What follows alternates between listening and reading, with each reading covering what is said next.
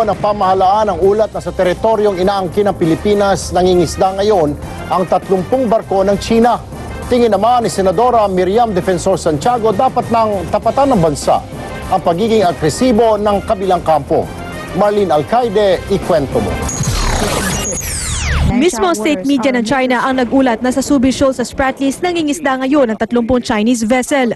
Dati na nagtayo rito ng kampo ng militarang China. Ito rin ang Zamora Reef na inaangkin ng Pilipinas, kaya pinaimbestigahan na ng gobyerno ang ulat. We'll wait for the report of Coast Guard about the movements of the ships in that area. Noong nakaraang linggo, naglagay rin daw ng barikada ang China sa Baho de Masinloc o Panatag Shoal na humarang sa mga mangingisdang Pinoy. Inalis naman daw ito ng China nang sitahin. Tingin ni Senadora Miriam Defensor Santiago, dapat gayahin ng Pilipinas ang ginawa ng Russia nang paputukan nito at arestuhin ang mga mangingisdang Chino na pumasok sa kanilang teritoryo. Problema natin sa Pilipinas, mahina ang ating Coast Guard. Wala tayong enough na Coast Guard patrol vessels, much less warships. Kahapon, sinabi ng Philippine Coast Guard na sira ang 3 sa 8 barko nito at hindi makapagpapadala sa Palawan na malapit sa Spratlys. Sabi ni Santiago, katungkulan ng Amerika na back-upan ng Pilipinas dahil sa Mutual Defense Treaty. Pero ang US wala raw pinapanigan sa sigalot. The US is not taking sides. They have said that but at the same time, they urge everyone to settle this dispute peacefully and diplomatically. That they urge that no one uses intimidation or coercion on any other party. Giit naman ng Defense Department, kailangan daanin pa rin sa maayos na paraan ang sigalot ng dalawang bansa. We will be doing what will be necessary and as authorized. Marlene Alcaide, News 5. Rondahan naman natin ang iba pang maaksyong balita ngayong araw. Mga Pinoy, okay lang daw magutom basta may load pang tek, sabi ng isang pag-aaral. At plastic na hinihinalang may bomba, natagpuan sa mismong opisina ng NBI.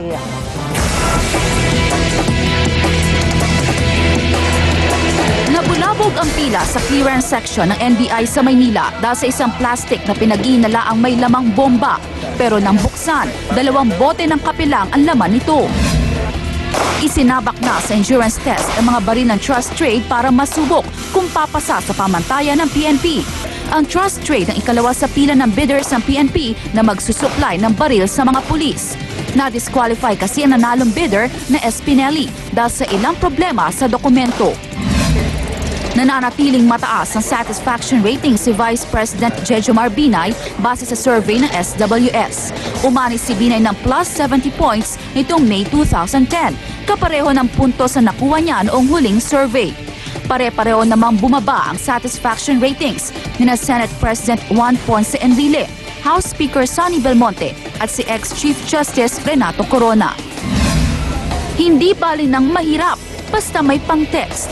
Yan ang lumabas sa pag-aaral ng World Bank sa paggamit ng mga Pinoy ng cellphone. Katunayan, sa 100 Pinoy, isa rito ang 2 pa ang SIM card. At karamihan sa kanila may pang-load pero salat naman sa pagkukunan ng malinis na tubig. Nagpadala na ng Rapid Response Team ang DFA sa Syria para mapabilis ang pagpapauwi ng mga kababayan natin doon. Nasa halos 9,000 Pinoy ang nasa Syria kung saan patuloy ang sigalot sa pagitan ng mga militante at gobyerno.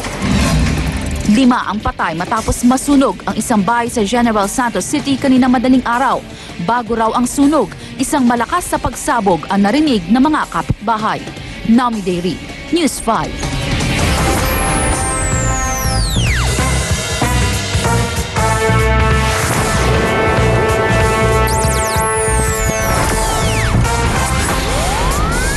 Mga kapatid, kung balak yung dumiretso sa mall o sa anumang gimikan mamaya o sa mga susunod na araw, siguraduhin magdala ng payong. Paano? Aktibo pa rin kasi ang low pressure area, 400 kilometers ang layo mula sa hilagang silangan ng Kasiguran, Aurora. Ayon sa Metro Weather Tracker, posible itong maging bagyo mamaya o bukas o sa weekend at dadaan sa extreme northern Luzon. Kung sakali, tatawagin itong Ferdy. Dahil dito tinatayang bubuhos ang malakas na ulan bukas ng umaga pa lang sa hilagang Luzon, gaya ng Isabela, Kalinga at Ilocos Norte. Pagdating ng hapon, kakalat na ang ulan pati sa iba pang bahagi ng Ilocos Region at Cordillera. Hindi rin ligtas ang Metro Manila sa pag-ulan bukas, mga kapatid. Hinihila kasi ng active low pressure area ang hanging habagat at masasapul nito ang Visayas at Mindanao. Kaya posible ring makaranas ng flash floods at landslide ang mga lugar dyan, kahit hindi sila sa pool ng bagyo. Samantala, lalong-lalo ng Zambales, Cotabato, Maguindanao at General Santos. Pero maiba tayo mga kapatid. Kahapon ay ika-74 na birthday ni Nelson Mandela.